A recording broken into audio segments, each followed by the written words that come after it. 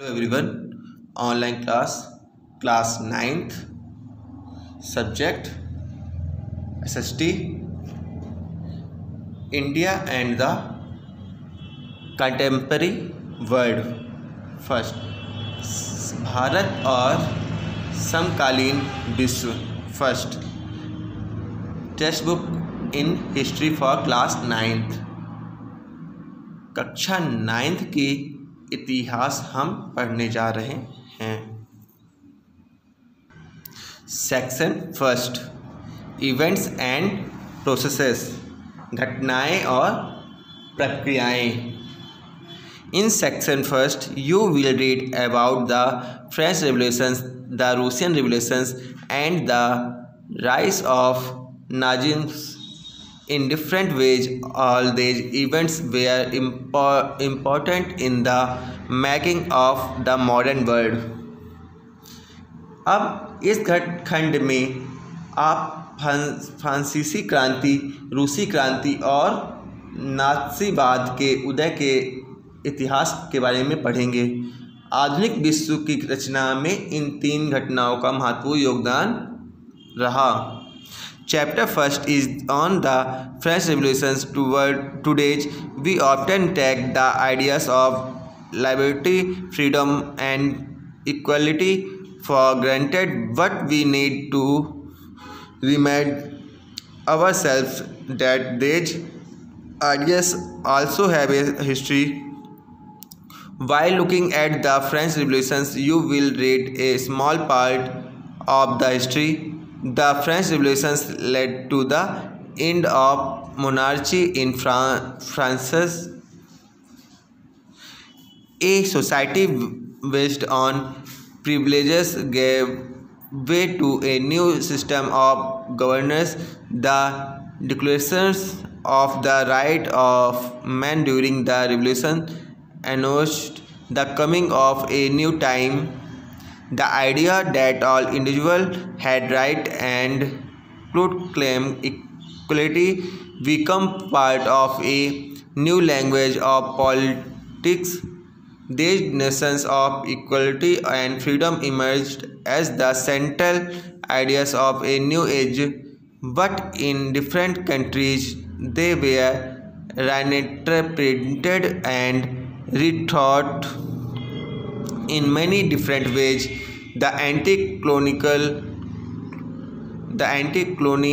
movements in India and China, Africa and South America produced ideas that were innovative and original, but they spoke in a language that gained currency only from the late 18th century. अब हम chapter first में फ्रांसीसी क्रांति के बारे में हैं. आज हम मुक्त स्वतंत्रता और समानता को सहज, सुलभ और सामान्य मान कर चलते हैं, लेकिन हमें याद रखना चाहिए कि इन सब का भी एक इतिहास रहा है. फ्रांसीसी क्रांति के जरिए आपको इस इतिहास के एक हिस्से को समझने में मदद मिलेगी. फ्रांसीसी क्रांति ने फ्रांस में राजतंत्र को समाप्त कर दिया. विशेषाधिकारों और आधारित व्यवस्थाओं से शासन की एक नई व्यवस्था उदित हुई. क्रांति के दौरान तैयार किया गया मानव अधिकार घोषणा पत्र एक नए युग के आगमन का घोतक था. सबके एक समान अधिकार होते थे और हर व्यक्ति बराबरी का दावा कर सकता था. यह सोचकर राजनीति की नई भाषा का हिस्सा बन गई. समानता और स्वतंत्रता की यह सोच एक नए युग का केंद्रीय विचार थी, लेकिन विभिन्न देशों में इन विचारों को नाना रूपों में समझा और साधा गया. भारत और चीन, अफ्रीका और दक्षिणी अमेरिका के उपनिवेशवाद विरोधी आंदोलन के कई ऐसे विचार को जन्म दिया जो बेहद रचनात्मक और मौलिक थे, लेकिन इन आंदोलनों की भाषा और मुहावरों को 18वीं सदी के उत्तरार्ध के घटनाओं से ही वैधता मिल रही थी. In chapter 2, you will read about the coming of socialism in Europe and the dramatic event that forced the ruling monarch Tsar Nicholas II to give up power. The Russian Revolution suggests to change society in a different ways.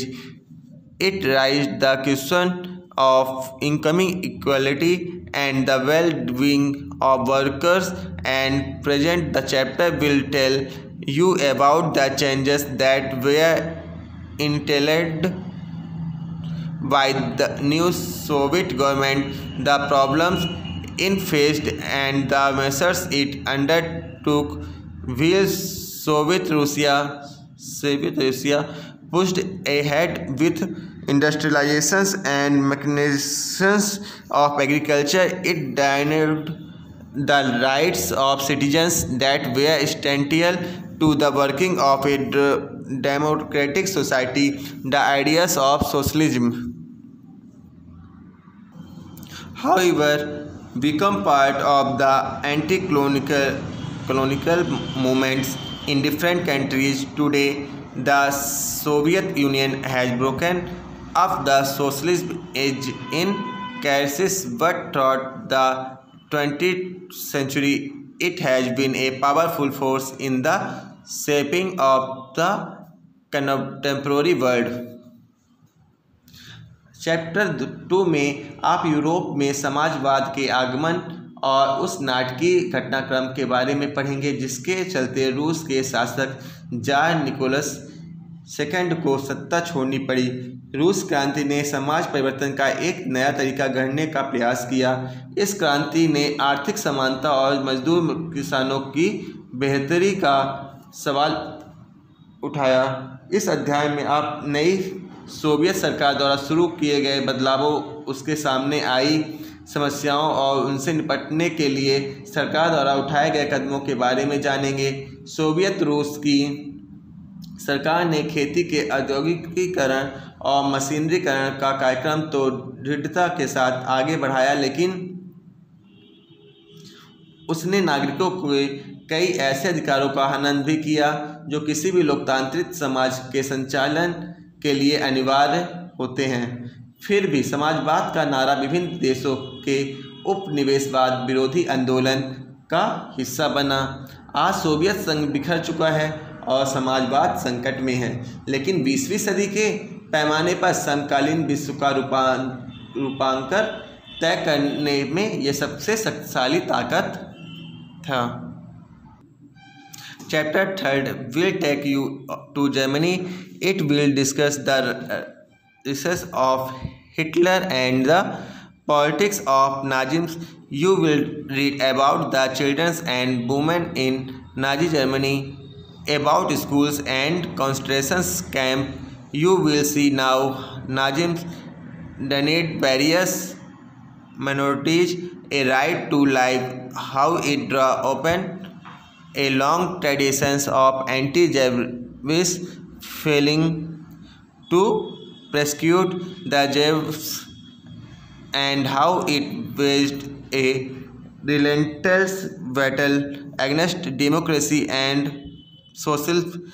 But the story of Nazism's rise is not only about a few specific events, about massacres and killings. It is about the working of an elaborate and frightening system which operated at different levels. Some in India were impressed with the ideas of Hitler, but most watched the rise of Nazism with horror. The story of the modern world is not simply a story of the unfolding of freedom and democracy. It has also been a story of violence and tyranny, death and disgraces. Chapter 3 में आप Germany के बारे में जानेंगे। इस अध्याय में Hitler के उदय और नात्सीवाद के राजनीति का विश्लेषण किया गया है। यह आप नात्सी जर्मन में औरतों व बच्चों की दशा और स्कूलों या यातना गृहों के बारे में पढ़ेंगे।